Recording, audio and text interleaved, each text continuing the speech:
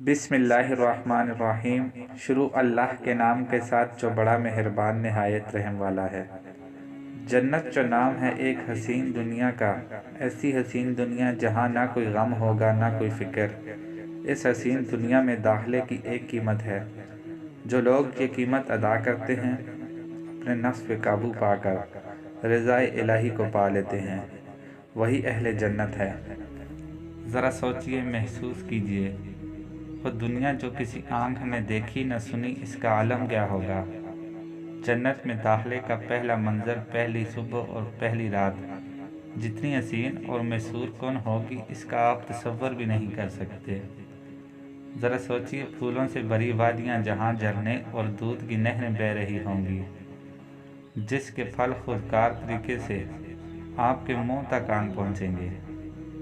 جو ذائقہ ایک بار چکھیں گے وہ دوبارہ چکھنا نصیب نہیں ہوگا، اتنی ورائٹی ہوگی ذائقوں کی۔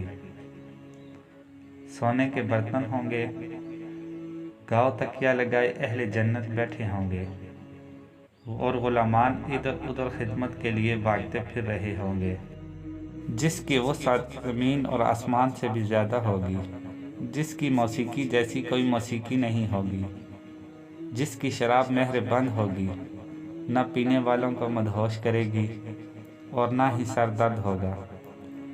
جب جنتی جنت میں داخل ہوں گے، ہر طرف سلامتی کی پکار ہوگی۔ پہلی صبح، پہلا منظر انسان کے لیے ہوش اڑا دے گا۔ اسے اپنی آنکھوں پہ یقین نہیں آئے گا، واللہ یہ کیسی دنیا ہے، کیا اتنی خوبصورت دنیا بھی کوئی ہو سکتی ہے۔ وہ اس کی خوبصورتی کے نشے میں مدہوش چلے جا رہے ہوں گے کہ اپنے عزیز رشتہ دار جو ان سے پہلے جنت میں آ چکے ہوں گے اور ہر روز آپ کی آمد کے منتظر ہوں گے، اچانک سے آن ملیں گے۔ صدیوں سے بچھڑے خون کے رشتے، وہ آپ کی ماں، وہ آپ کا باپ، وہ بیٹا، وہ بھائی، جس کی ایک جھلک دیکھنے کی دنیا میں آپ دعائیں کرتے تھے، جب اچانک سے نمودار ہوں گے تو آپ کی خوشی کا کیا عالم ہوگا۔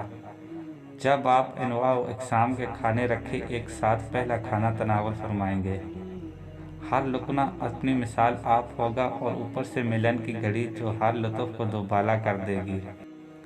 آپ کو اللہ کے وعدوں اور نعمتوں کی یقین دہانی پہ حقیقی معنوں میں اعتبار آ جائے گا کہ پھر اچانک سے وہ منظر دیکھنے کو ملے گا جس کی آگے جنت جیسی انمول جگہ بھی ہیچ ہوگی، اور وہ لمحہ ہوگا جب اللہ رب العزت جنتیوں کو اپنا دیدار کرائے گا۔ اس لمحے کی لذت اور خوبصورتی کے آگے سب خوبصورتیاں، سب منظر مانند پڑ جائیں گے۔ یہ دیدار اللہ ہر مومن کو نصیب کرائے۔